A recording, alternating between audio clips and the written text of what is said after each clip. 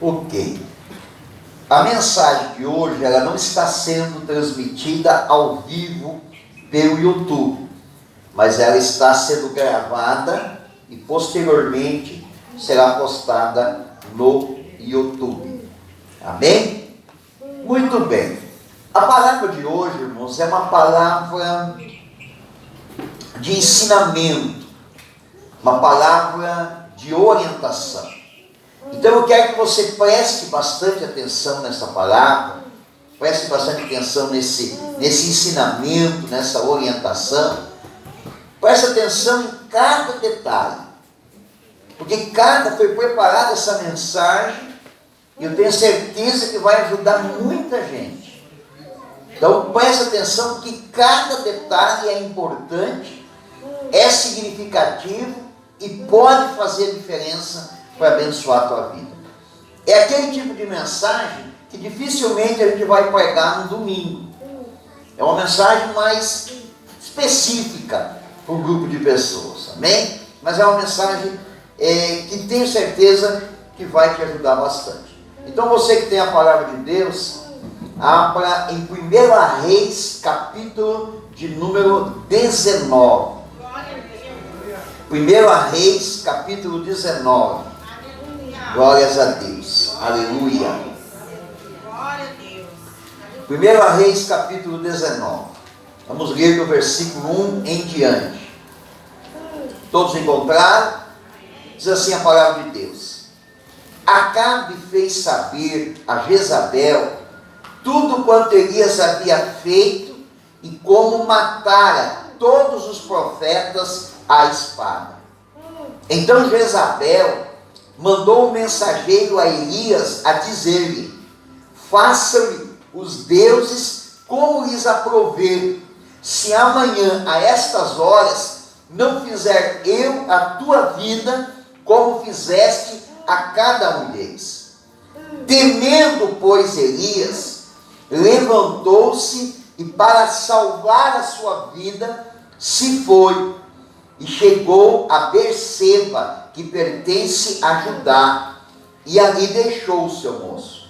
Ele mesmo, porém, se foi ao deserto, caminho de um dia, e veio e se assentou debaixo de um zimbro, e pediu para si a morte, e disse: basta, toma agora, ó Senhor, a minha alma, pois não sou melhor do que meus pais.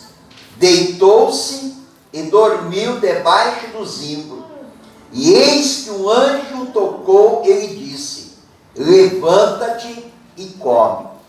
Olhou ele e viu junto à cabeceira um pão cozido sobre brasas e uma botija de água. Comeu, bebeu e tornou a dormir. Voltou segunda vez o anjo do Senhor, tocou e lhe disse: levanta-te e come, porque o caminho te será sobre modo longo.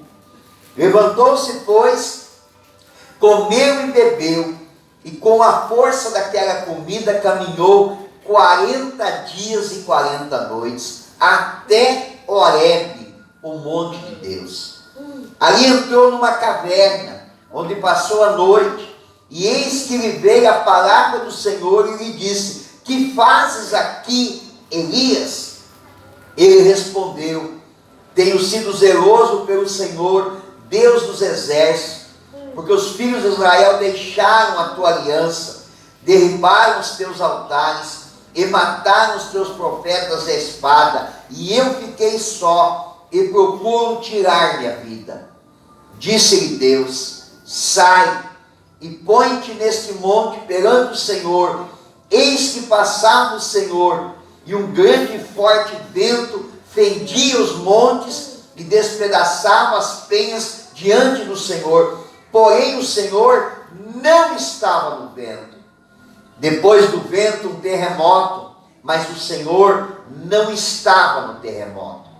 Depois do terremoto um fogo, mas o Senhor não estava no fogo.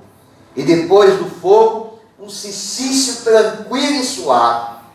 Ouvindo Elias, envolveu o rosto no manto e saindo, pôs-se à entrada da caverna. Eis que lhe veio uma voz e lhe disse: que fazes aqui, Elias? Ele respondeu: tenho sido em extremo zeloso pelo Senhor, Deus dos exércitos, porque os filhos de Israel deixaram a tua aliança, derribaram os teus altares e mataram os teus profetas à espada. E eu fiquei só e procuro tirar minha vida. Disse-lhe o Senhor: vai, volta o teu caminho para o deserto de Damasco, e chegando lá, unge Azael rei sobre a Síria, e Jeú filho de Nimsi ungirás rei sobre Israel, e também Eliseu filho de Safate de Abel Meolá ungirás profeta em teu lugar. Amém? Glória a Deus. Queridos irmãos, eu acredito que, se não todos, a maioria de vocês já conhece bastante a respeito da história do profeta Elias. Mas para a gente relembrar alguns acontecimentos, eu acho que é importante. Eu quero destacar entre eles que Elias, ele profetizou, inspirado por Deus, é lógico. Ele profetizou que em Israel e na região vizinha não choveria por um tempo. E a Bíblia diz que durante 3 anos e meio, realmente não choveu nada. Depois dos 3 anos e meio, novamente inspirado por Deus, o profeta Elias fala com o rei Acabe. Ele desafia os profetas falsos, que eram profetas do Deus Baal. E eles fazem um desafio, cada um invocando o seu Deus. Eram 450 profetas de Baal, e da parte de Deus era apenas Elias. E os profetas de Baal invocam Baal, buscam Baal. O desafio era o seguinte: fazer um altar, colocar um sacrifício e não colocar fogo. Orar para que o seu Deus mandasse o fogo do céu. Os profetas de Baal não tiveram êxito. Mas quando Elias orou, preparou o altar e orou, a Bíblia diz que Deus mandou fogo do céu. Ali os profetas de Baal foram mortos, os 450 profetas. Elias vai até o cume do monte e ele ora, e a Bíblia diz que depois de uma oração intensa, uma oração perseverante, a Bíblia diz que Deus mandou uma chuva, mas uma chuva abundante sobre Israel. Depois desse acontecimento, nós podemos avaliar que tudo estava indo bem. Tudo estava correndo muito bem na vida de Elias. Profeta honrado, temente a Deus, andava na presença de Deus. Deus honrava a sua oração. Que convenhamos, né, irmãos? Não é para qualquer pessoa orar para não chover e não chover. Não é para qualquer pessoa orar para Deus mandar fogo do céu e Deus mandar fogo do céu. Não é para qualquer pessoa orar para Deus pedindo chuva e Deus mandar chuva. Então as coisas estavam indo, até então estavam indo muito bem para Elias. Mas acontece um episódio na vida dele. A Bíblia diz que Jezabel, que era a esposa de Acabe, que não era uma mulher de Israel, ela era uma mulher estrangeira. Acabe desobedeceu a Deus e casou com uma mulher estrangeira. Essa mulher estrangeira, chamada Jezabel, ela trouxe os deuses estranhos para Israel. Ela que trouxe o Deus Baal para Israel.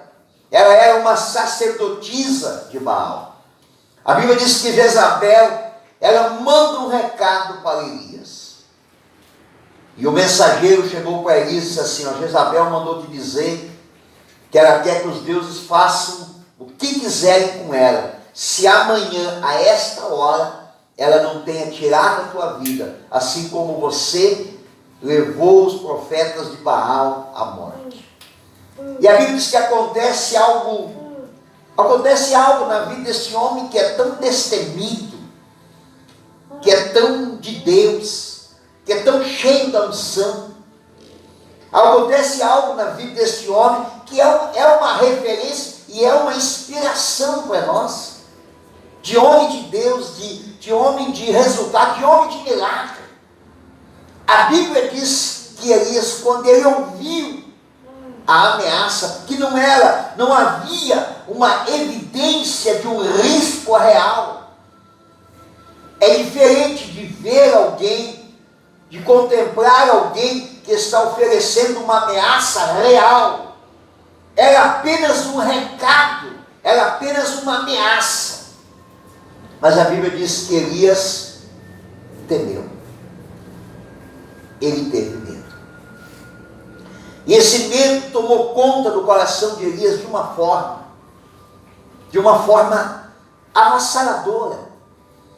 Esse medo tomou conta da vida de Elias, que de uma certa forma, esse medo começou a neutralizar a fé deste grande homem de Deus.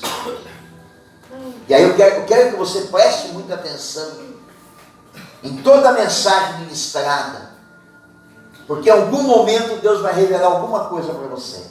Amém? Você consegue crer? Então creia. Por mais interessante que seja, irmãos, é muito comum isso acontecer na vida dos filhos de Deus. É muito comum acontecer. A pessoa é de Deus, é cheia de fé, é motivada, é uma pessoa para frente, é uma pessoa guerreira, é uma pessoa de batalha, é uma pessoa que não mede esforço para estar na presença de Deus, para buscar a Deus. Às vezes tem uma fé assim inacreditável. E de repente um acontecimento neutraliza a pessoa. Neutraliza ela. Elias foi neutralizado pelo medo. Ele pega o discípulo dele, deixa o discípulo em um certo lugar, e a Bíblia diz que ele, por conta própria, vai para o deserto. Deserto na nossa vida, em alguns momentos, é providencial de Deus. Deserto na nossa vida, em alguns momentos, é tratamento de Deus. Mas quando a própria pessoa, ela por conta própria, vai para o deserto, não é um sinal bom. Não é. Quando a pessoa ela se isola, quando ela busca isolamento, quando ela busca afastamento da direção que Deus tinha dado, Deus tinha dado uma direção para Elias, não era essa.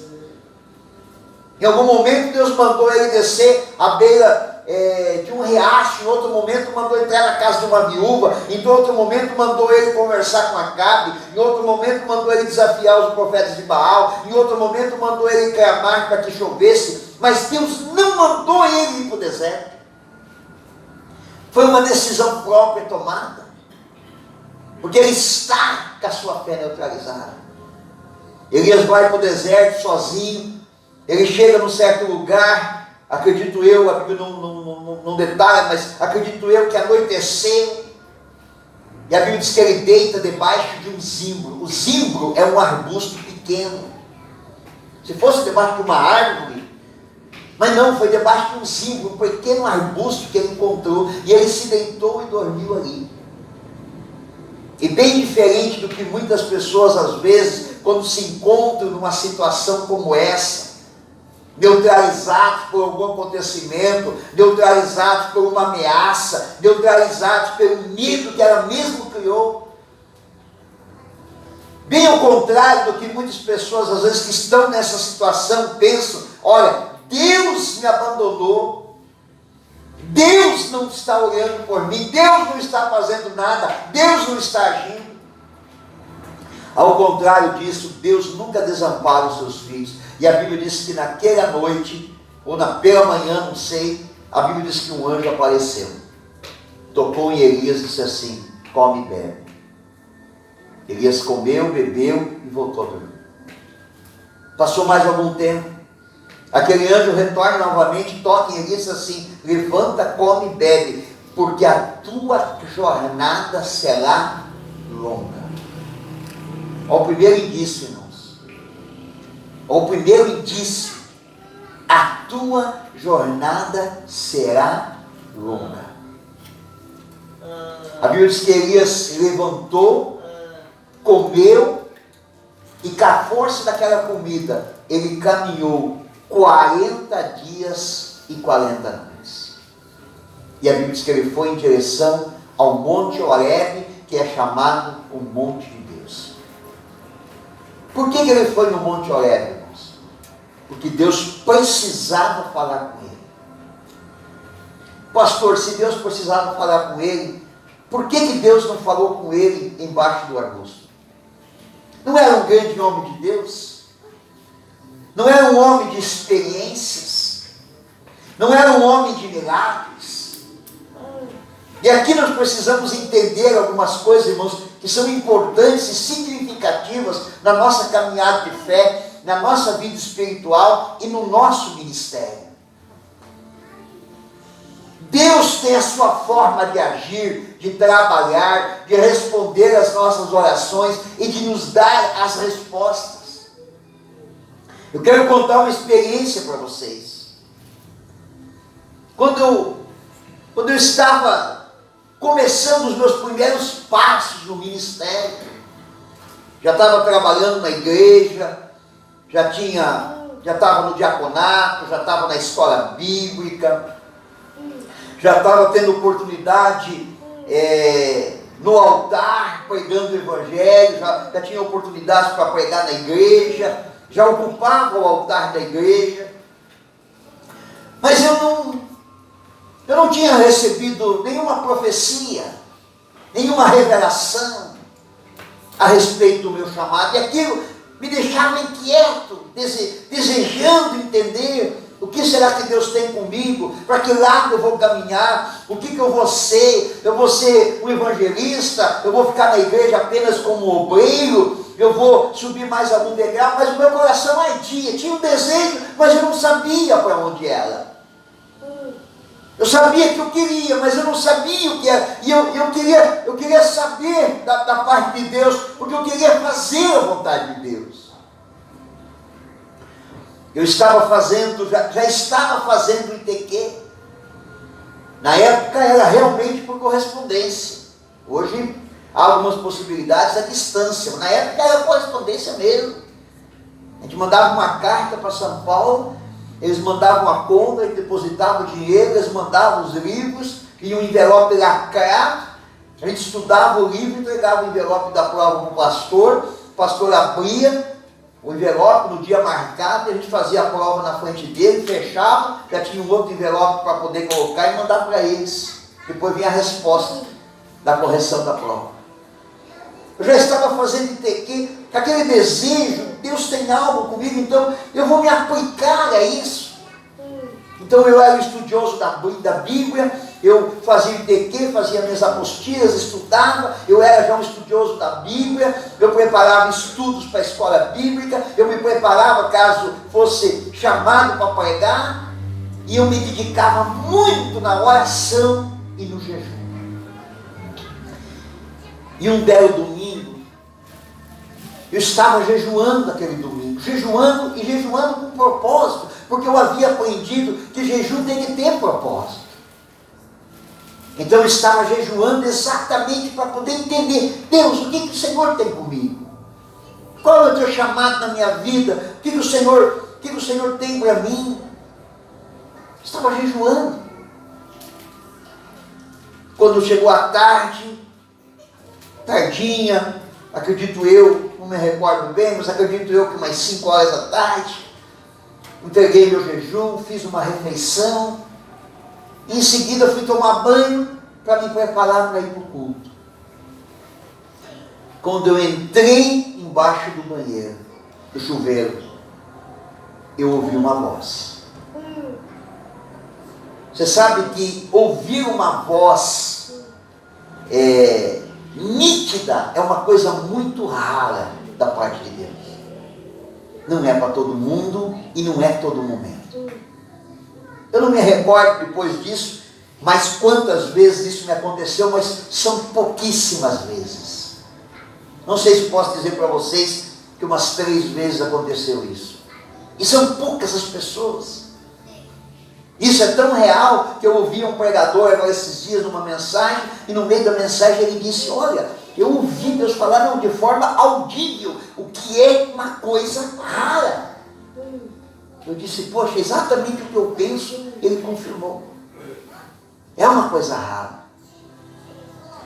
E quando eu entro embaixo do chuveiro para tomar banho, eu ouço uma voz, e a voz disse assim, nesta noite falarei contigo através da boca do meu servo.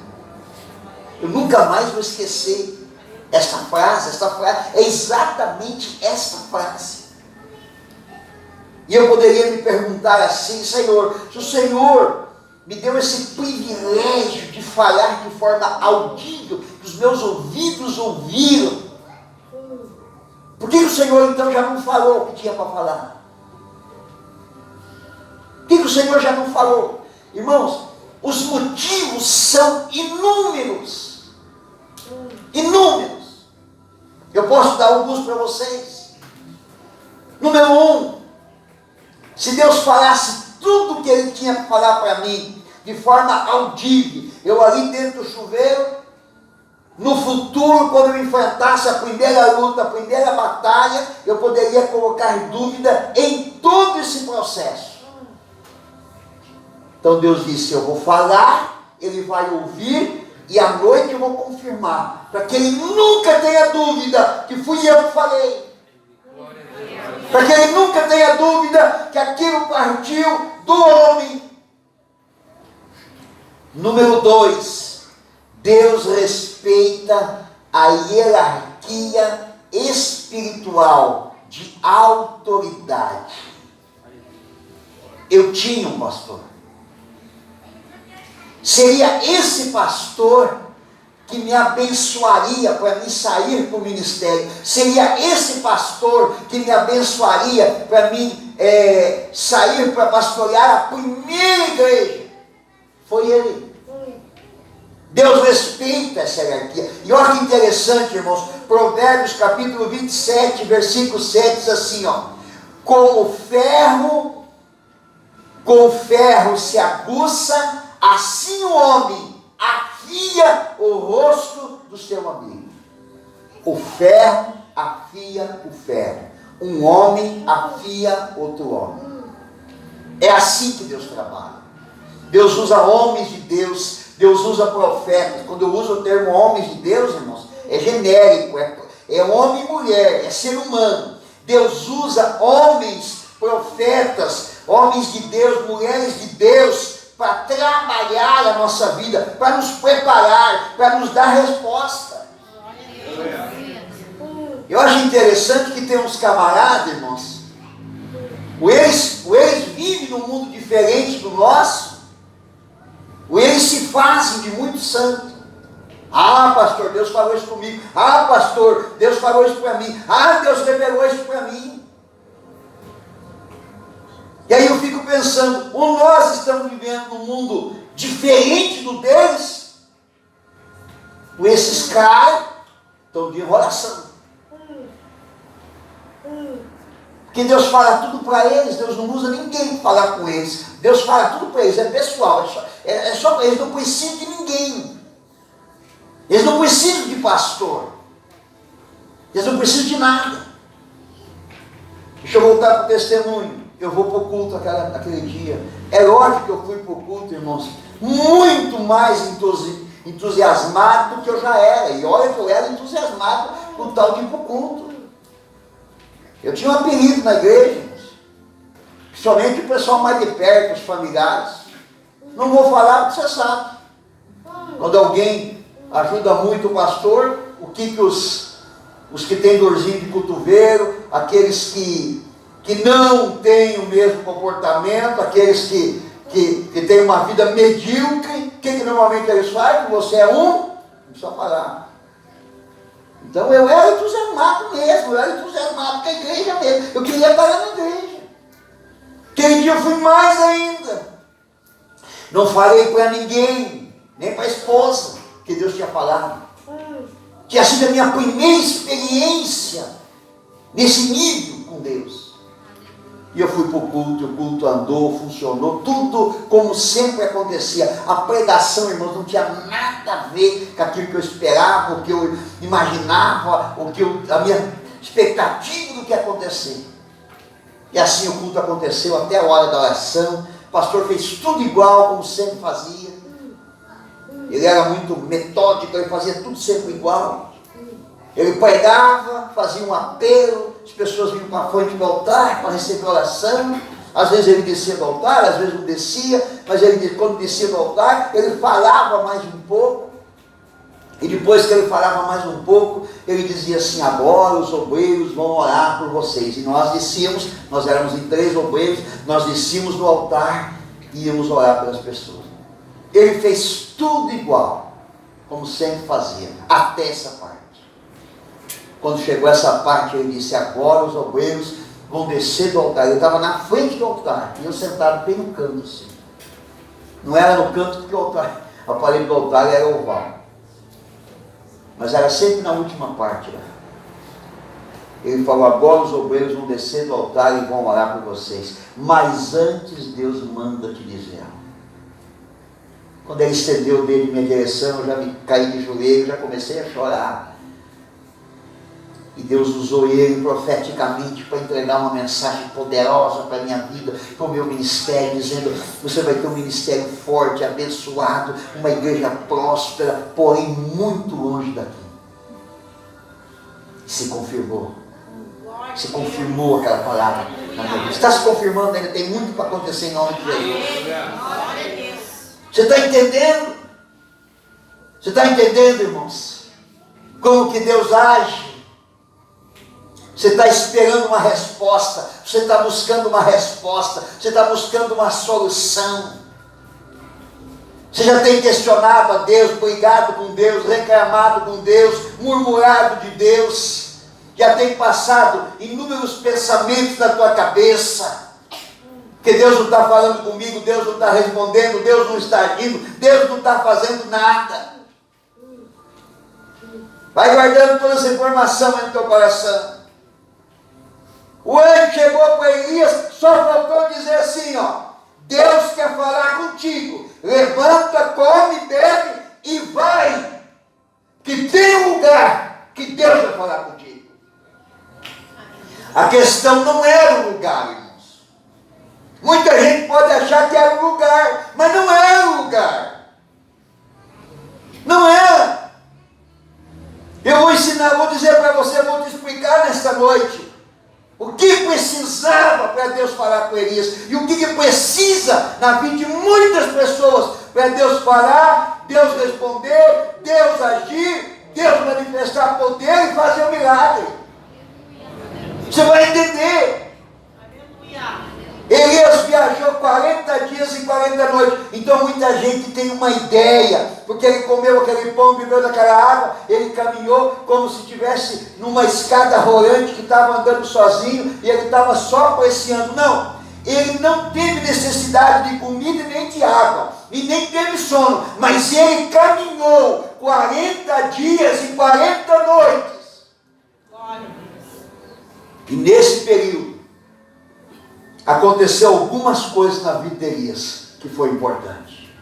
Número 1, esforço. Esforço. Caminhar por um período no deserto, que é só areia.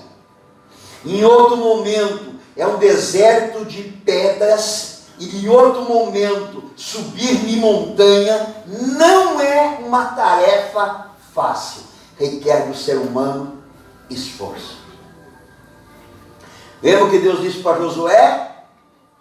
Te esforça, que eu te ajudarei. Problema que tem crente que quer resposta, quer direção de Deus, quer solução de Deus, quer um milagre de Deus, mas não faz nenhum esforço. Nenhum. Está no comodismo, parado, estacionado, não tem esforço. Na primeira dificuldade, estaciona, para, recua.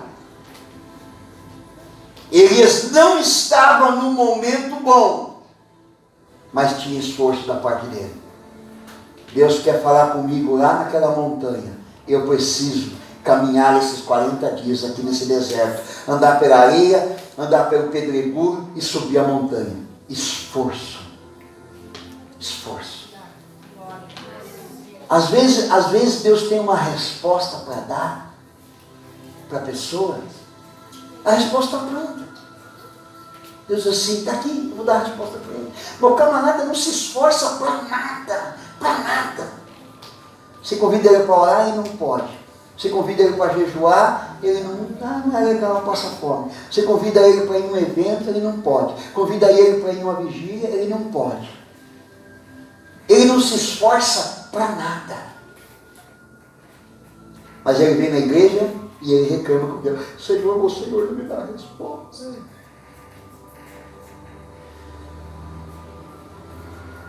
Isso foi importante na vida de Elias, o esforço. O nosso esforço, o que demonstra para Deus, irmãos? Interesse.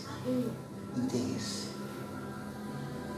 Nós estávamos a semana passada, eu acho, visitando o pastor André lá em Rolândia. E lá a gente conversando, batendo papo, relembrando histórias antigas nossas. E a pastora que lembrou que quando nasceu a Letícia, que é a filha do meio deles, ela tinha dias, né?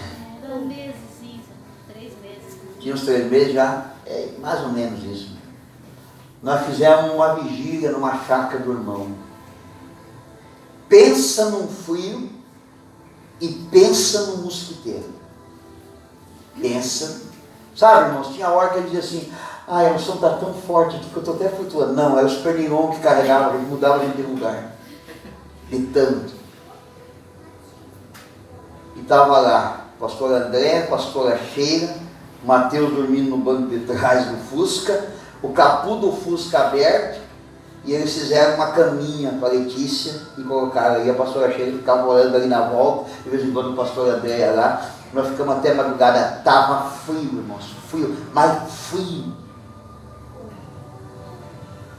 Aí hoje, tem gente que passa lá na frente da igreja, vê o pastor André que está reunindo um bom grupo de pessoas. Tem gente que é capaz até de murmurar. Tem gente que é capaz até de falar mal dele, mas não sabe a história que ele passou. O pior de tudo é que tem gente que às vezes até deseja chegar no mesmo nível, mas não tem esforço. Você convida para uma vigília, não pode. Ai, pastor, eu não posso por causa dos filhos. Ai, eu não posso porque eu posso me engripar e daí eu não posso pegar atestado para trabalhar. Ai, você convida para ir numa vigília. Não tem esforço nenhum. Nenhum. Ai, pastor, tem muito mosquito lá, não dá para ir orar. Ai, de madrugada, para vir orar aqui na igreja, eu até queria vir, mas é meio perigoso. Estamos aqui há alguns anos, nunca fomos assaltados aqui. Que não é tão perigoso assim, não. Esforço. Segunda coisa que foi importante na vida de Elias: desconforto. De dia, o calor do deserto pode chegar a mais de 40 graus naquela região. E à noite,